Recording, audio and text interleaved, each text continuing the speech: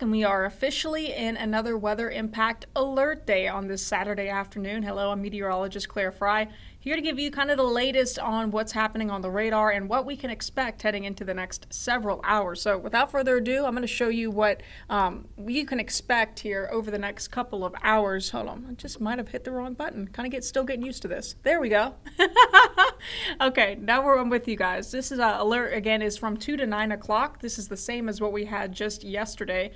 Very similar impacts are going to be expected with these slow-moving thunderstorms, with flash flooding, and possibly even damaging wind gusts in some of the areas. So we're already seeing a couple of pop-up storms come in and on the radar again, coming in from the west. It's starting to get a little bit busy across the area, especially for westernmost counties, where we're continuing to track these kind of locally heavy downpours across the area, and even a couple that are kind of starting to pop up in portions more so eastern parts of the Triad too. So we're going to track all of that for you. A lot of cloud to ground lightning within these storms too. Remember that lightning can strike 20 miles away from a storm, so if you hear thunder, please get indoors. We don't want another accident or anybody to get struck. A look right now across westernmost counties where we're tracking these locally heavy downpours.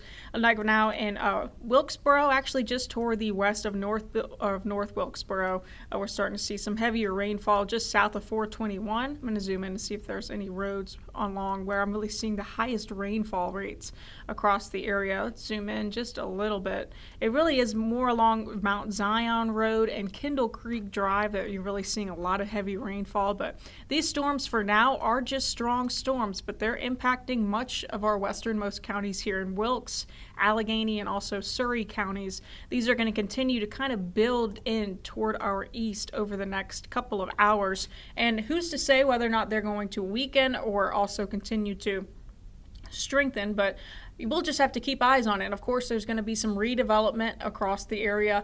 Not everybody is going to get a shower or storm, but it's worth keeping an eye out on the radar if you do see a shower or storm. Again, they're all kind of continuing to come in from our west and kind of push east around 20 to 30 miles per hour, and we'll continue to track these with you. Again, locally heavy downpours that can produce flash flooding and damaging winds really are our greatest threats once again for the day today.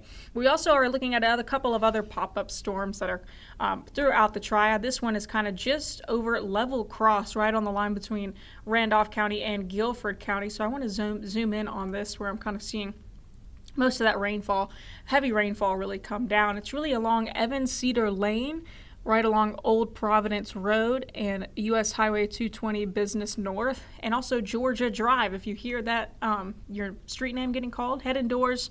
There's a strong storm that's continuing to kind of build in right above you. We're also tracking some other storms just toward our easternmost counties, right there in Alamance, that are currently moving out and into Orange County and also in Chatham County. But some isolated downpours, some cloud to ground lightning all within this storm. And this one just moved out of Alamance, and this was right over Haw River and Mebane, where we saw the majority of that rainfall. Really haven't seen many rainfall amounts so far for the day today, but these storms really are just getting going.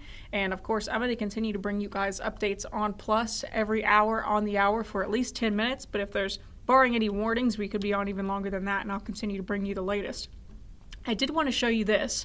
This is kind of a thing that shows us what they're watching, certainly, for any type of severe watch. And this is the area that they're watching to possibly issue a severe thunderstorm watch. So we could have a thunderstorm watch sooner rather than later over the next hour or two as these storms continue to kind of move into the area. And again, that's the majority of the Triad, so we'll keep eyes on that. But for right now, weather alerts across the area as of 2 o'clock. Heat advisory, that's just in effect for counties toward our east, and also our friends in Montgomery County down there. That's until 8 o'clock tonight due to the fact that heat index values are up to around 107, and that's due to dew points being in the low to mid 70s. It is oppressive. It is tropical-like out there, and it's not seeing much relief, except when we see storms, and then that chance heading into next week with that cold front moving through by around Wednesday and into Thursday.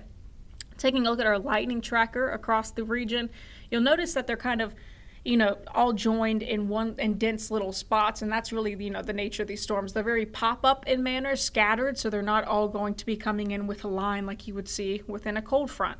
That's kind of why it's also hard to tell you when and where exactly these pop-up storms are going to be in these summer afternoons. We know we have the ingredients, we have the heat, we have the humidity, and we have the moisture, but we don't know exactly where these storms are going to pop. So that's why, all of our area, we just want you to stay updated with us on air, and of course on WFMY Plus too, as we continue to bring you the latest updates. We are in a level 2 today for a flash flooding risk, which is pretty significant. That means that scattered flash flooding is possible across the region, so we have to be extra careful while we're out. If you are issued a flash flood warning and it's for your location, please get inside and stay inside. Please get off of the roads. Really doesn't take much to hydroplane, and of course if you see a flooded roadway, please do not attempt to drive in it. Most flood injuries and deaths are actually due to vehicles. So keep that in mind. Please be safe while you're out there. Severe storm risk for our area, mainly in a level 1 for the day today, but some of our areas here, northeast counties like Guilford and also Caswell and Rockingham, northern parts of Alamance as well, are in a level 2, meaning scattered severe storms going to be possible for this afternoon and into the evening. Flash flood risk for tomorrow, fortunately, is going to be lower. It's more so toward our west that we're seeing more and more downpours that are going to be kind of sitting over those areas. But for us, also very low threat of severe weather for tomorrow. Again, our weather impact alert, if you're just joining us, is for the day today. From now all the way until 9 o'clock tonight, no threat as much into the day tomorrow, so we do not have an alert for that, and we'll continue to bring you these updates. Storm threats, again, for the day today, damaging winds, and of course that flash flooding threat are the two biggest things that we're going to be keeping an eye on. Not as much of a threat for hail. You're still going to be possibly able to see it, and really not much of a tornado threat. We really just don't have the ingredients in the atmosphere to see that kind of threat. It really is, with these storms that bubble up, going to be the wind and the flooding, that we've seen just in the last couple of weeks. We're all too familiar with this pattern at this point. I think we're all pretty much done with it too. And the good news is there is an end in sight. There is a light at the end of the tunnel. We'll talk about that more here in just a couple minutes. Rainfall tallies that we've seen so far today, really not much, but I am expecting these to kind of shoot up over the next couple of hours, at least for some spots, right? I did want to show you the rainfall just yesterday, and over in Mount Airy, they got over 2.5 inches versus in Winston-Salem, nothing. Greensboro, nothing, only a couple hundredths of an inch in Lexington. And that really is, how these storms work. They're going to bring in a lot of rain in a short amount of time for some people, and then other places not going to get much at all.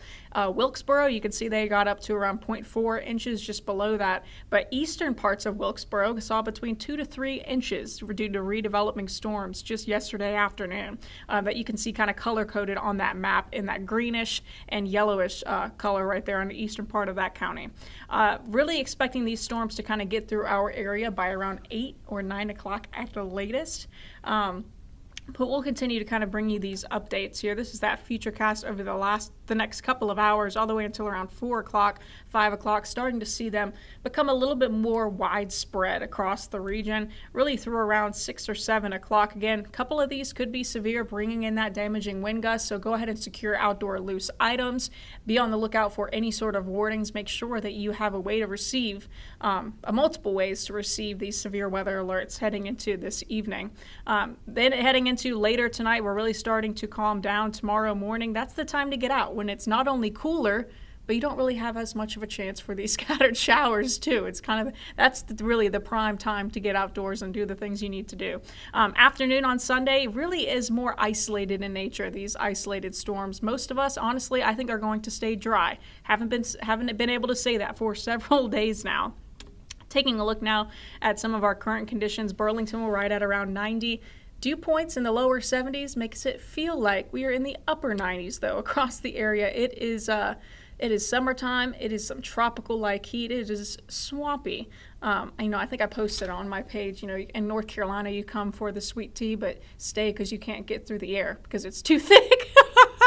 Yeah, it's swampy out there. But again, there is some relief in sight, so I'm going to show you where that relief is here in our 7-day before I wrap up coverage, at least for this hour. But I'll be back with you guys at the top of every hour just to bring you the latest updates. And what to expect, of course. There are going to be updates on at every hour for radar, of course. And, I'm going to bring myself off of here so you can take a full glance at what to expect over these next several days. Tomorrow, again, pop-up storm chance is going to be there, but very isolated. It's going to be hot, though. It's still going to be humid. Make sure you're staying hydrated. We're in the mid to upper 80s, a little bit cooler Monday through Wednesday. But look toward Wednesday and the end of the work week. The light at the end of the tunnel, it is there. We're in the mid to upper 80s and lower 90s. Plenty of sunshine. Hey, stick with us at the top of every hour. I'll continue to bring you updates. Please stay safe and have a great weekend.